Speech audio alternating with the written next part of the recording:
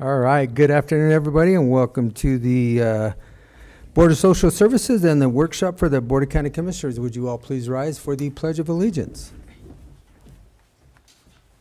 I pledge allegiance to the flag of the United States of America and to the republic for which it stands, one nation, under God, indivisible, with liberty and justice for all.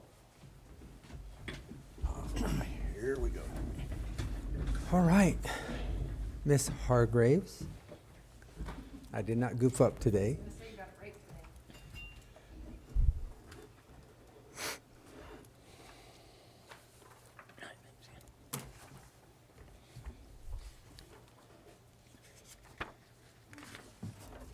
I don't know how to act, have this doing on Tuesday. I on know, Monday. but- It's just different. I think we can go ahead and do the minutes and the financials, and we'll just take care of that right off the get-go. Let me, let's see here. What happened to the minutes? Did you have minutes, Kelly? Because we didn't see any in the packet. I No, it think would have on been the- your regular BOCC meeting The minutes. packet. Yes. Okay. I would so move we approve the financials, the October financials for the Board of Social Services for Montezuma County Social Services Department in the amount of $1,390,661.96. Second. It's been moved and seconded to accept the social services financials for the month of October in the amount of $1,390,661.96. Is there any discussion? No. All those in favor? Aye. Aye. Aye. Okay. That is taken care of. I guess we can jump right into your merit system, Yes, which is on the so very back page. on the back page, it is the annual requirement by CDHS. The merit system was approved last year in 2024, and it really goes over requirements per Title 26 about recruitment and retention of employees, equitable and adequate compensation, that they're trained adequately and appropriately, a process for retaining employees, fair treatment of applicants and employees, and they're protected, gives them some protections. That system, the merit system hasn't been updated since last year when you all approved it. So this is just to certify that we do in fact have a merit system that we are operating under.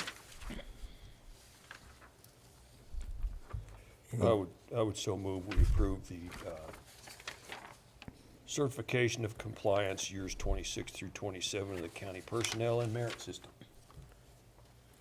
Second. Okay, it's been moved and seconded to approve the 26-27 county merit system certification. Any discussion? No. All's in favor? Aye. Aye. Aye. Is there a place that I need to sign on this one, Kelly? I'll send it to you via DocuSign. Okay, perfect. All right. That's it? Yeah. Anything else? I was gonna give you some updates. MoCo is running TripMaster, which is our dispatching software at 100%. We started November 1st, so I'll be excited to pull our first reports out of the system and see how we're doing. Quarter 3 data from MoCo, we had 19,000 revenue miles, 1,146 revenue hours, and we did 2,282 unlinked passenger rides. So trucking right along, going smoothly. In senior services, I met with the town of Dolores to give them a budget presentation in regards to senior services. They're gonna continue to let me know. Empire Electric is providing $4,000 towards senior services in the next fiscal year 26. And Onward provided, we were awarded a $2,000 grant, and they also provided emergency food money to senior services for home delivered meals for about $2,800. Outstanding is still City of Cortez. I have not heard back on that application yet, and Anschutz, I have not heard back on yet, but expect to hear back any day from the Anschutz Foundation. As far as meals, quarterly data for senior services, in the last quarter, we served 5,284 meals, and we provided 1,176 AAA rides.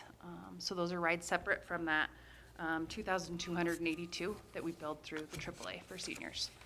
So both programs have been busy within the department. SNAP's resumed, so that's lessened our phone calls and walk-ins, which is good for our community. Lots of help from community members to fill that gap, which was great. We continue to work with the state to implement the HR 1 requirements, and we'll continue to do that. And we've had 2 child welfare trials that have kept us busy, and we have 1 more to wrap out this year next week. So trucking along, all the rest is business as usual. I've noticed MoCo out and about a lot lately. Yeah. Yes, we're increasing the ridership. Yeah.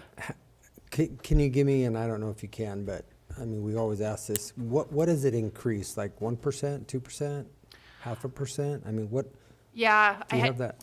I don't know the answer to that today. I can pull it back and tell you at our next meeting. My intention is to really look at January to March so that we can do some publicizing now that we have Tripmaster, so we can do some on-demand so people can call and get a ride the same day. And reducing those hours right now, people have to call before 3:30 p.m. to make a ride for the next day, and extending that to the end of the day now that we have a system where we can push a button and it creates schedules really easy. So, And the only reason I ask that is because in the community, periodically I'll ask, what do you guys think about the transportation? And they're like, what do you mean transportation? I don't even know that it exists. And I'm like, gosh, been there a long time. How are we? yeah. How do we get that? Yeah, I'm with you. I hear this kind of spectrum of things about transportation. One of the goals for MoCo is in January to start advertising more broadly than I think the populations that are using it right now, which is our most vulnerable.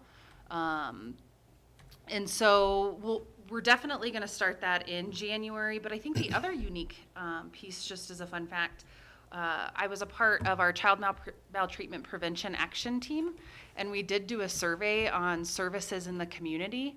And we always talk about transportation being this really big need, but the survey really indicated people knew about MoCo but didn't use it a ton. And so it's always interesting to see the facts versus what we think we know. And so we just started diving into that data, but I did find it a pretty compelling fact that I really was surprised by. So, to be determined. But you're right, we need to do better outreach and do some media, get out there and let people know we do exist. Here's how to access us. Right. Okay.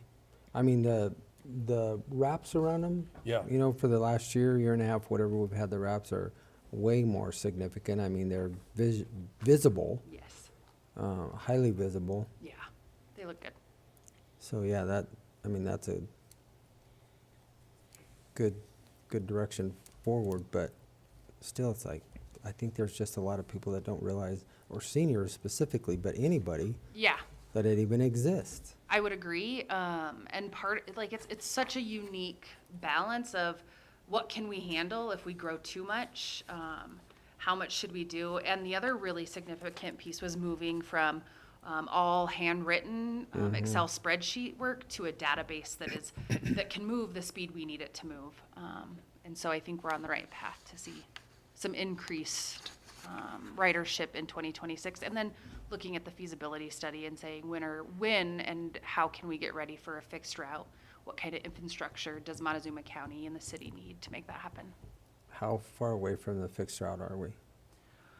I have not even considered that, to be really frank. It just hasn't been a priority. It is a priority moving into 2026, but I think we have to get a group together to start talking about what kind of infrastructure we would need, bus stops, those types of things, places where we can stop. There is funding available for all of those things, so I don't think that would be a barrier, but just hasn't been the priority. Yeah, and Okay. if we have the ridership to Yeah. sustain something like that. Yes. And making it meaningful, Yeah. right? Where do we need to stop? Where would the most beneficial places be? I know that Pueblo Community College has called requesting a fixed route for their students.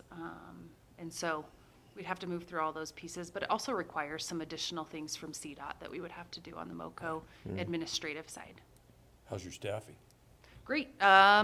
We are down one. We had one of our long timers leave us, and so we've hired, and things just haven't worked out a couple times. So hopefully, this next round we can get the right fit. Very good. All right, anything else? Nope. Okay. Thank you. Kelly. Thank you.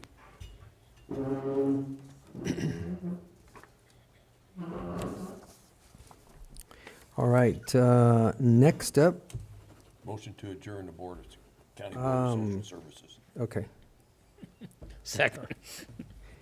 I moved in second to adjourn this Board of Social Services meeting. All those in favor? Aye. Aye. All right, now we're going to proceed with our BOCC workshop. And first up, I do not see the sheriff in here.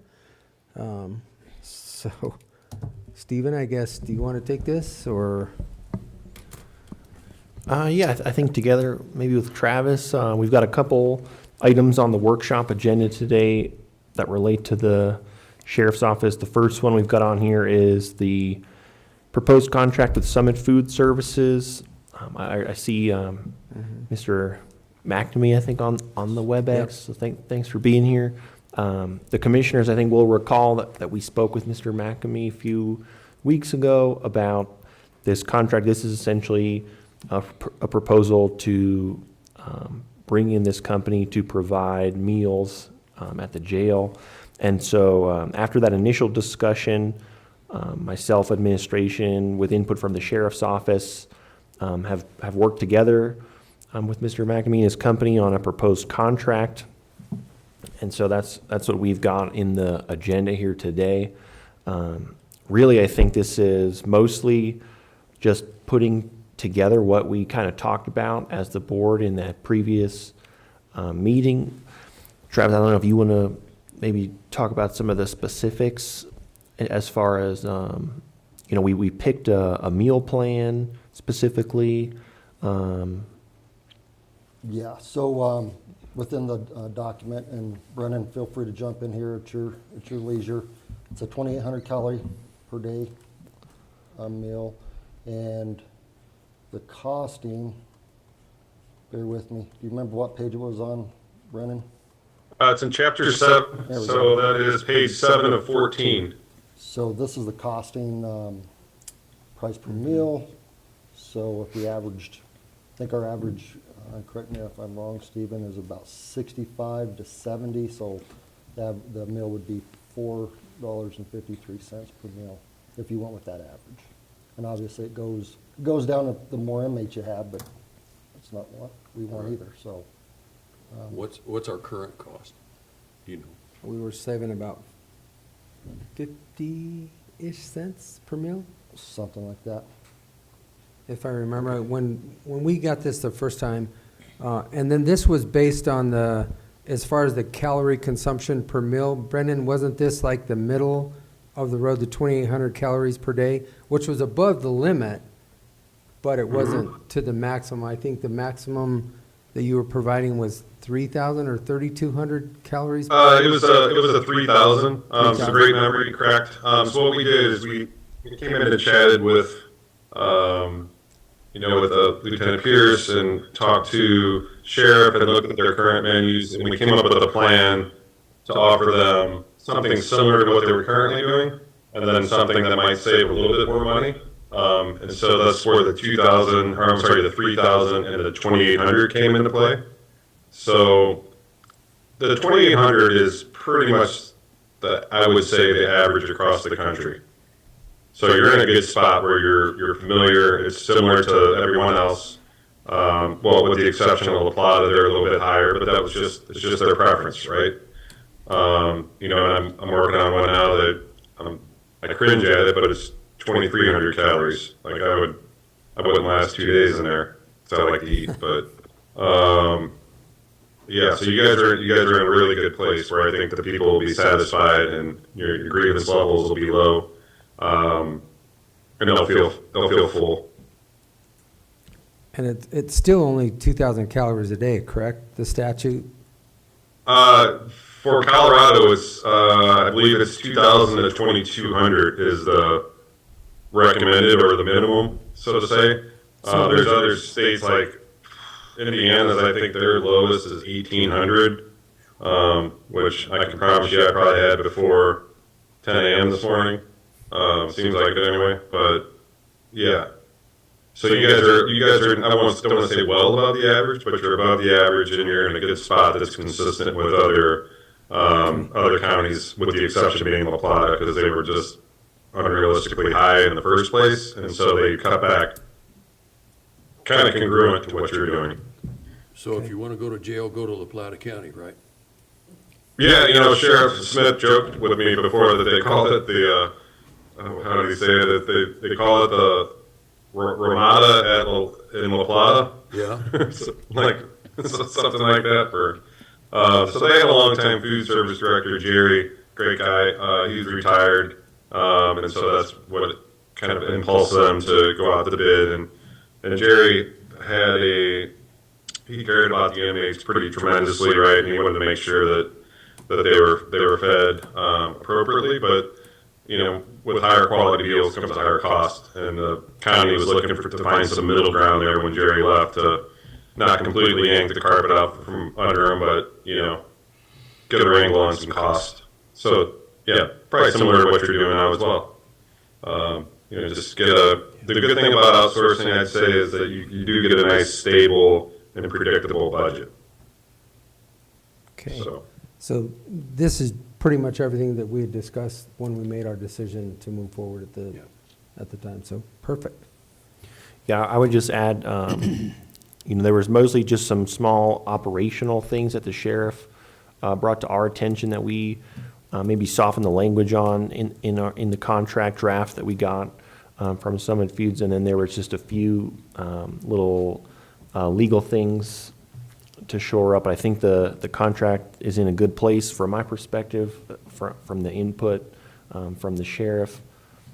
And mostly, as you said, it's kind of in line with our discussion that we had a few weeks ago. Okay. Any questions for Brennan? No. All right. Sounds like we're in a good place. We'll make this decision tomorrow, Brendan, but I think we're pretty much good to go. okay, well, we've done pretty much all of our legwork, and we're looking forward to getting started for you on the December 15th. So Yep. Perfect. appreciate everyone's time. Travis, you know where to find me. If you guys need anything else, please don't hesitate. Yes, sir, thank you.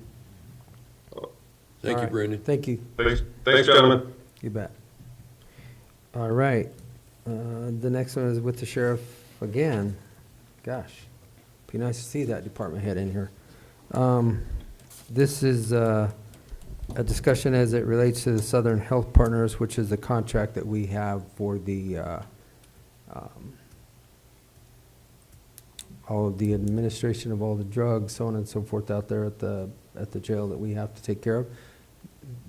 Has this really changed any at all, other than the cost went up?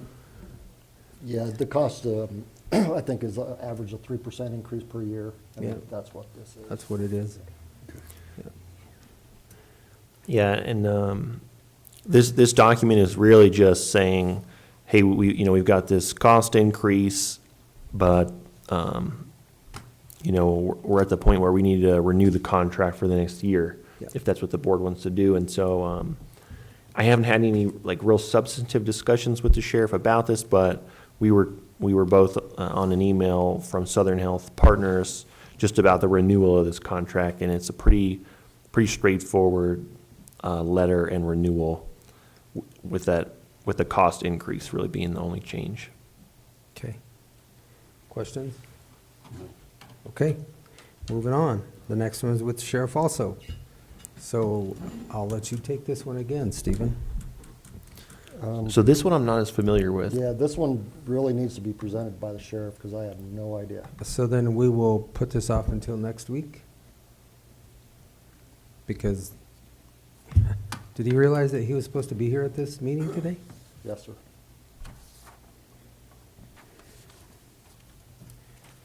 Just move this to next week.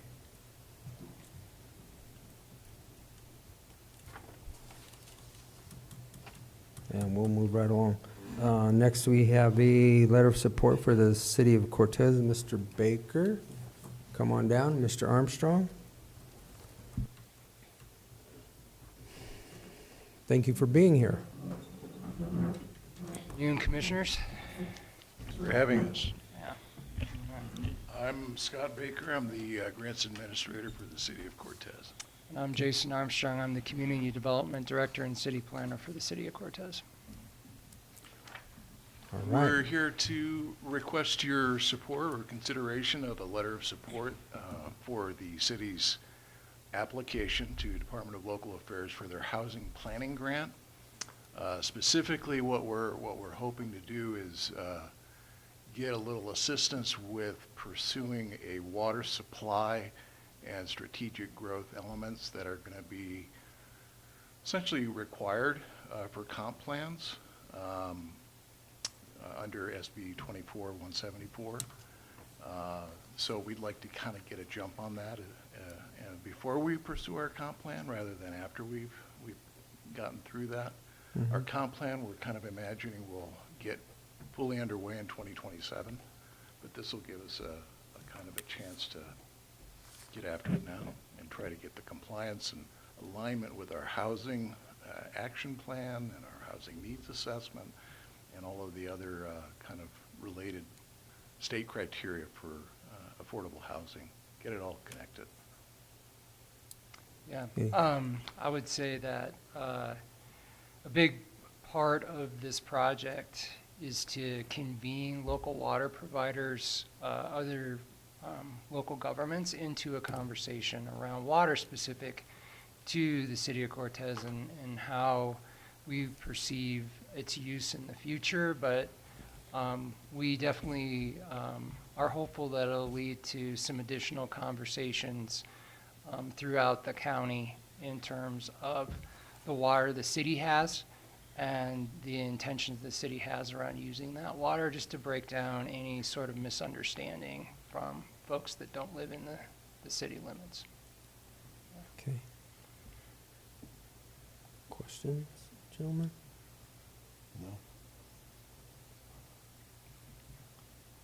No. I'll look at our water guy, because Yeah, me too. to me, it sounds pretty straightforward, you know, with moving into that Senate Bill 24-174. Do you, on your housing, I don't know what your action plan says, but to meet Prop 123, was it like 20 or 40 per year in the city of Cortez? Does that sound right, or was that for the entire No, county? our 3-year commitment when we opted in was, I think it's 87 units, affordable units, and those could be rentals or for sale or any combination thereof. So, And that was over a 3-year period, right? 3-year period from when you so- opt in, and we're rolling up next year. At the end of the year, it'll be the end of that first initial 3 years. Okay, Yes, sir. all right. I don't have any questions either. No. So we'll make a decision on this tomorrow. All right. All right, Appreciate your time. thank you all. Thank you.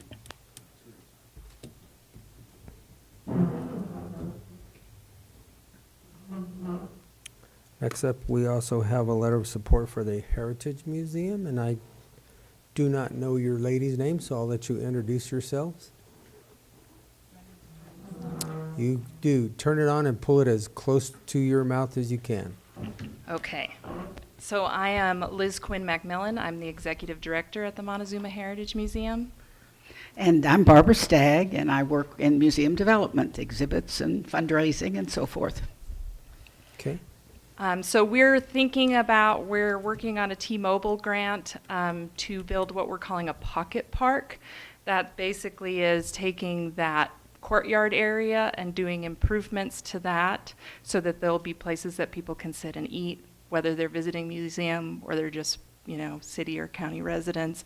And then that strip of land where the trees there next to the museum on the other side, installing some historic objects, signage and things like that. It's pretty simple, but we think it will hopefully increase the amount of people that are aware of the museum, that learn about our county and local history, and as a space that can just be more active and used.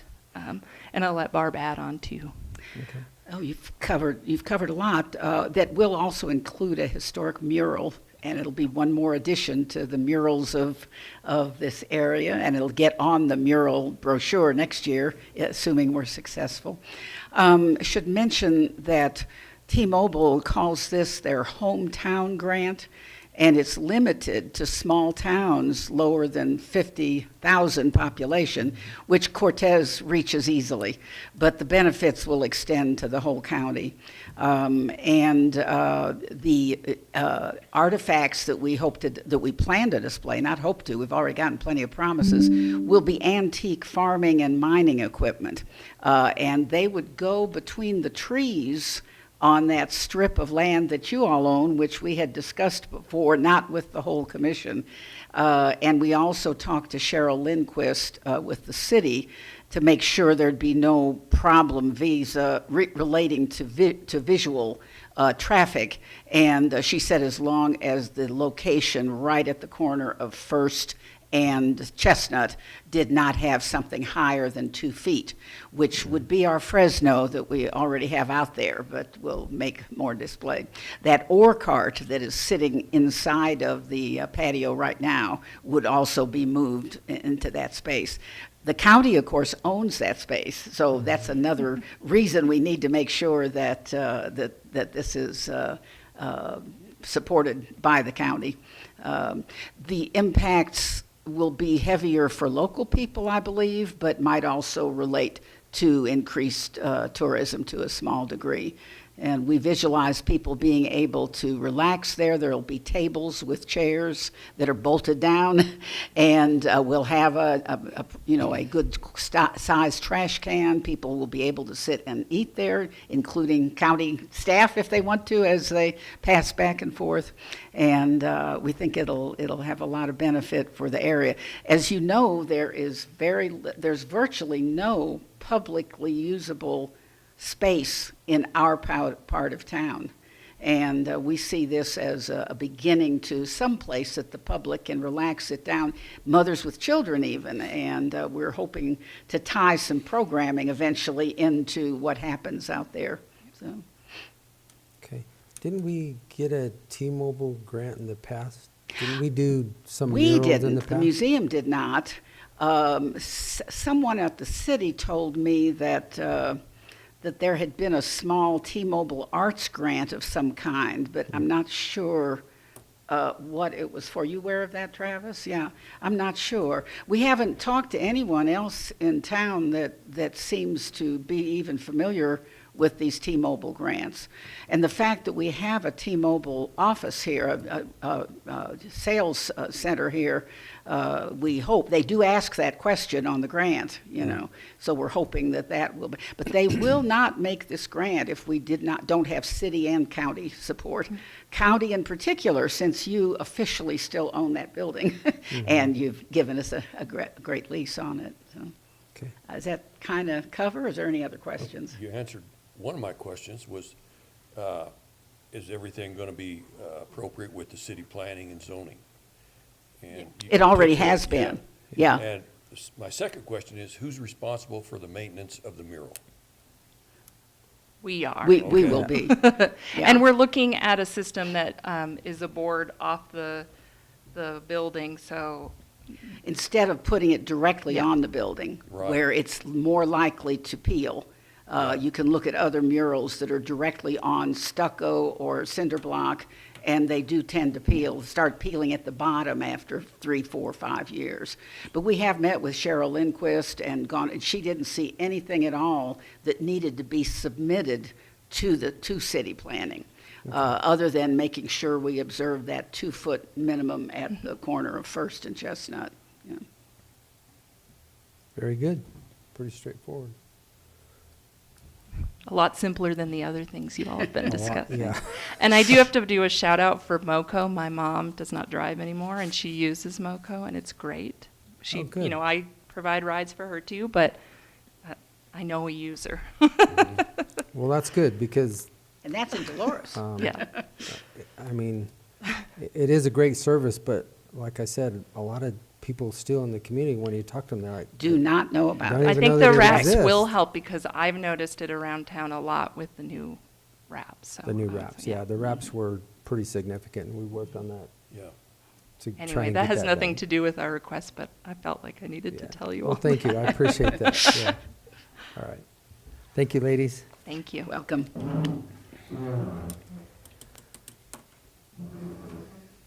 Last but not least, Mr. Spratlen. Or shall I say, Said. Yeah, good afternoon, Commissioners. good afternoon. Stephen, Mr. Anderson. Give you a quick history of this current emergency performance grant. They usually go for the fiscal year, January to December. This current one, because of the shutdowns, because of the revamping of government funding from FEMA, it shut down September 30th. So we had 3 months, 48,000. The state has got the notice of funding opportunity, the NOFO, for 2025 to 2026. And they're negotiating with the feds because Colorado has some issues with Maybe we don't want to go there. yeah. So anyway, with those issues, they're still not getting that funding, the official funding. Yeah. And the feds, the last I saw, was $319 million for emergency management performance. It's been approved.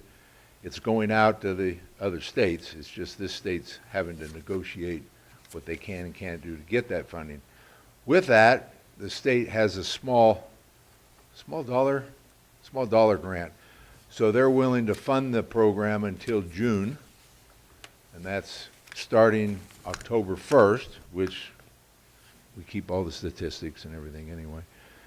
So that grant, it'll be, we changed the form up a little bit so it's clearer. The grant is $96,362. Half of that, they pay. So we're submitting my budget, and in my budget, we're paying the other half. They're willing to give us $48,181 in grant funding, and that's starting retroactive, of course, October 1st till June 30th. And then we're going to see throughout the year what happens with that federal funding and what we can come up with from that point on. Hopefully the negotiations will be finalized in February, we hope. But they've got the small dollar amount grant. They still have some backup funding in Homeland Security in the state, so they're willing to put out the funding for us because we all said we need that funding. So anyway, this is the grant. I've got everything in the portal except for this signature, and then I have authorization forms to keep the chair and Mr. Anderson having to fill out and sign every single reimbursement. So these forms, one is the grant submission form that the chair will sign, and the other one is the reimbursement form authorizing me and you to sign for reimbursements. So pretty straightforward. Same thing we've done every year. Yeah. Just trying to get caught up with this because it came out and the portals didn't work, nothing works, et cetera, et cetera. So we're ready to go on it. And it has to be submitted by November 28th. So we're good moving forward with it. So Pretty straightforward. Yeah. Okay, good to go. good to go. Thanks, gentlemen. Thank you, sir. Have a good day. You too. All right, bye-bye. And that, gentlemen, we are to the end of our workshop, so we are adjourned unless anybody has anything. I do. Okay. We put the sheriff off till next week. For the, Yeah, it'll be the okay, following week. sorry, the following week. At our next Next board meeting. regularly scheduled board meeting that will be in attendance. Yeah. Yeah, we'll all be gone next week. Okay. All right, we're adjourned.